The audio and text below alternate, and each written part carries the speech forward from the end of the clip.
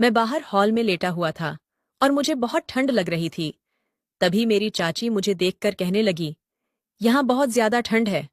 अगर यहाँ लेटोगे तो बीमार हो जाओगे। तुम एक काम करो, तुम खुशी के कमरे में जाकर लेट जाओ। दरअसल हमारे घर में दो ही कमरे थे और खुशी मेरी चाची की छोटी बहन थी, जो इस वक्त हमारे घर घूमने आई थी। चाची की ये बात सुनकर मैं बहुत खुश हो गया था। मैं चाची की बात मानकर खुशी के कमरे में जाकर लेट गया। खुशी गहरी नींद में थी। जैसे ही आधी रात हुई, मैंने उसके चादर पर हाथ फेरना शुरू कर दिया। मुझे ऐसा लगा जैसे कि वो जाग रही है, पर मुझे कुछ कह नहीं रही है और शायद वो भी यही चाहती है। उसके बाद मुझे और भी हिम्मत मिल गई थी और मैंने अपना हाथ। हेलो दोस्तों, आज की इस रोमांचक कहानी में आप सभी का स्वागत है। मेरा नाम समीर है। मैं ज्वाइंट फैमिली में रहता हूँ। मेरे पापा मम्मी और चाचा चाची सब एक साथ रहते हैं। कुछ ही दिनों पहले मेरी चाची की छोटी बहन उनके पास रहने के लिए आई थी। वो मेरी चाची की सबसे छोटी बहन थी, इसलिए उसकी उम्र ज्यादा नहीं थी। वो करीब 22 साल की होगी। वो बहुत ज्यादा सुंदर थी, लेकिन मुझे उसे सुंदर कहने में शर्म आती थी और मुझे यह डर भी लगा रहता था कि कहीं वो ये सब चाची को ना बता दे। मेरे चाचा और पापा दुकान और खेती-बाड़ी का काम देखते थे और मेरी मम्मी और चाचा घर पर ही रहती थीं। मेरी चाची का एक बेटा भी था, जिसका नाम शिखर है और उसकी उम्र 6 साल थी। एक रोज की बात है, हम सब बैठकर खाना खा रहे थे, तभी चाची ने मुझे बताया कि शिखर का जन्मदिन आने वाला है और उस पार्टी में उन्होंने अपने मायके वालों को भी इनवाइट किया है। ये सुनकर मैं बहुत खुश हो गया था।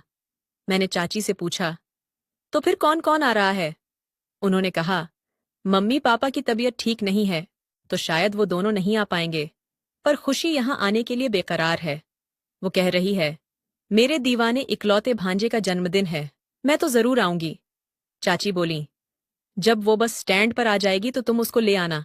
मैंने उसे तुम्हारा नंबर दे दिया है, वो यहाँ पहुंचते ही तुम्हें फोन कर देगी। चाची की बात सुनकर मैं 7वें आसमान पर था। मैंने खुशी को पहली बार चाचा जी की शादी में देखा था और जिस दिन मैंने उसे देखा था, उसी दिन मैं अपना दिल हार गया था। खुशी उस वक्त एक भोली भाली सी लड़की लगती थी और अब तो वो खूबसूरत और जवान महिला हो चुकी होगी।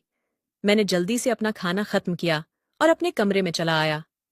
मैंने अलमारी से नए कपड़े निकाले और उन्हें प्रेस करने लगा, क्योंकि आज मैं खुशी को अपनी तरफ आकर्षित करना चाहता था। मैं खुशी को लंबे समय से पसंद करता हूँ, पर आज मुझे ये जानना था कि वो भी मुझे पसंद करती है या नहीं। अब मैं खुशी के फोन का इंतजार कर रहा था। मैं बस यही सोच रहा था कि वो जल्दी से मुझे फोन करे और मैं दौड़ता हुआ उसके पास पहुंच जाऊं और उसे अपने गले से लगा लूं। पर एक हकीकत ये भी थी कि ये सब मैं सपने में ही सोच सकता था, क्योंकि असल में तो मैं कुछ भी नहीं कर सकता था। यही सब सोचते सोचते मैंने अपने कपड़ों पर प्रेस कर ली और नहाने के लिए बाथरूम में घुस गया। वैसे मैं कभी भी अपना फोन बाथरूम लेकर नहीं जाता था, पर आज खुशी की वजह से मैं अपना फोन बाथरूम में लेकर गया था, ताकि समय से उसका फोन उठा सकूं। मैंने जल्दी से नहाया और अपने कपड़े पहनकर बाहर आ गया। आज मैंने अपना महंगा वाला परफ्यूम लगाया था, जिसे मैंने अब तक बाहर नहीं निकाला था। कुछ देर बाद मुझे एक अनजान नंबर से फोन आया। मैं समझ चुका था कि यह किसका नंबर है, क्योंकि इस वक्त खुशी के अलावा मुझे और कोई फोन नहीं कर सकता था। मैं जल्दी से फोन उठाया और मेरे कुछ बोलने से पहले ही सामने से एक मीठी सी आवाज आई, क्या आप समीर बोल रहे हो? मैंने कहा, हाँ मैं समीर बोल रहा हूँ, आप बताओ। वो बोली, मैं बस स्टैंड पर आ गई हूँ, आप मुझे लेने आ जाओ। इतना सुनते ही न जाने मुझे क्या होने लगा था।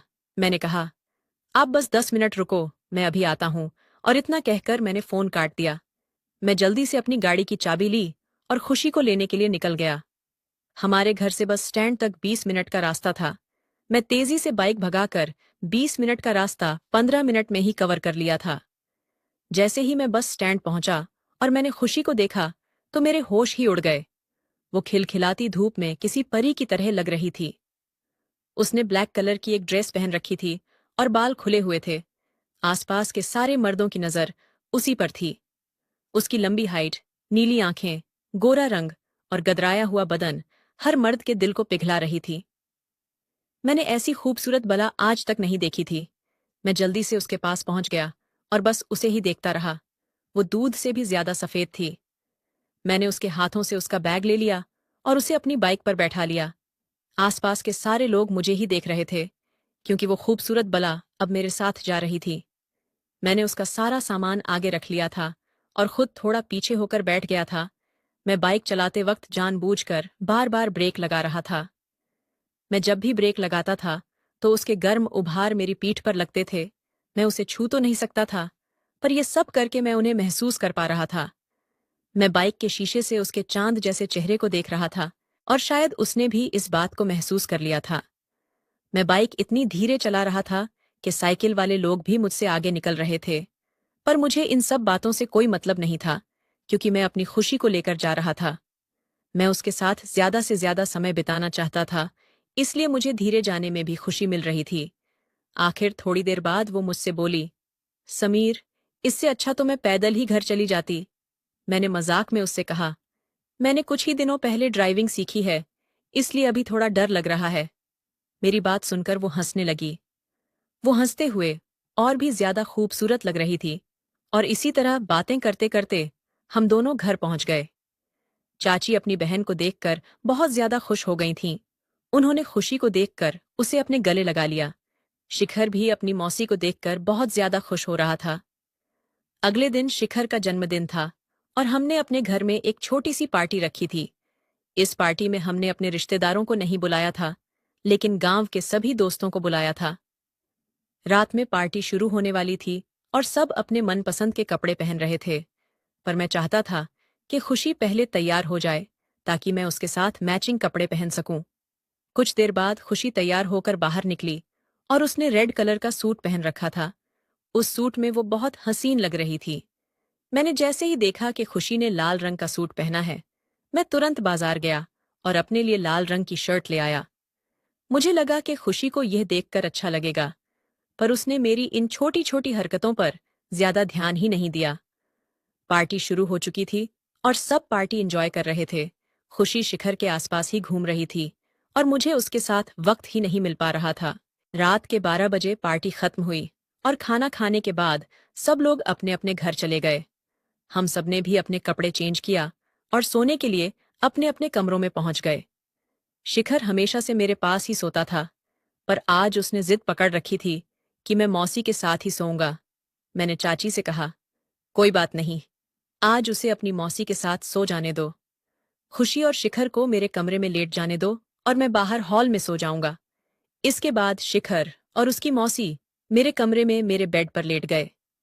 मैं थोड़ी देर बाहर टहलने के लिए चला गया, और वापस आकर हॉल में ही सो गया। बाहर बहुत ज्यादा ठंड थी, फिर भी मैंने सोचा कि किसी को डिस्टर्ब नहीं करूंगा। ठंड से अपना ध्यान भटकाने के लिए मैं अपना फोन चलाने लग गया। थोड़ी देर फोन चलाने के बाद मुझे नींद आने लगी। मैं फोन बंद करके सोने की तैयारी कर ही रहा था कि तभी चाची मेरे पास आ गई और बोली, समीर, यहाँ बहुत ज्यादा ठंड है। अगर तुम बाहर लेटोगे तो कल सुबह तक पक्का बीमार हो जाओगे। मैं तुम्हें ऐसे बाहर ठंड में नहीं सोने दूंगी। तुम भी अंदर जाकर खुशी और शिखर के साथ लेट जाओ। चाची जी की यह बात सुनकर तो मेरी खुशी का कोई ठिकाना ही नहीं रहा, लेकिन मैंने चाची के सामने अपनी खुशी जाहिर नहीं होने दी। मैंने कहा, नहीं चाची, इस तरह अच्छा नहीं लगता। चाची बोली, क्या अच्छा नहीं लगता समीर? मैं कह रही हूं ना कि अंदर जाकर लेट जाओ। और इतना कहकर उन्होंने मेरा हाथ पकड़ लिया और मुझे अंदर ले आई। मैंने देखा कि शिखर बड़े आराम से अपनी मौसी के साथ सो रहा है, और खुशी भी सोते हुए किसी हसीन परी की तरह लग रही है। चाची ने खुशी को जगाया और उससे कहा, खुशी, शिखर को अपनी तरफ खींच लो। समीर बाहर ठंड में सो रहा था, इसलिए मैं उसे अंदर ले आई हूं। खुशी अपनी आंख मसलते हुए शिखर की ओर देखने लगी, और उसे थोड़ा सा अपनी तरफ खींच लिया। मुझे थोड़ी सी जगह मिल गई थी, और मैं भी वहीं लेट गया। हम दोनों एक ही बेड पर लेटे हुए थे, और हमारे बीच कोई दूरी भी नहीं थी। खुशी ने शिखर को बेड के किनारे पर लिटा दिया था, और खुद बीच में लेट गई थी। उसके बगल में ही मैं लेटा हुआ था। मैंने कमरे की लाइट बंद की और खुशी के बगल में आकर लेट गया। मैं सोने का नाटक करने लगा, क्योंकि खुशी के बगल में रह के मुझे नींद कैसे आ सकती थी।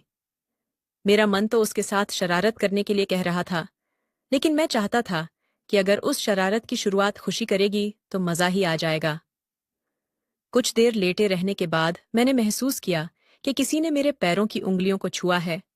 मैं समझ गया था कि ये पैर खुशी के ही हैं, क्योंकि शिखर तो किनारे लेटा हुआ है। जैसे ही खुशी ने मेरे साथ ये हरकत की, मेरे पूरे बदन में हलचल सी पैदा हो गई। मैं खुद पर काबू रखने की कोशिश कर रहा था, पर हो नहीं पा रहा था।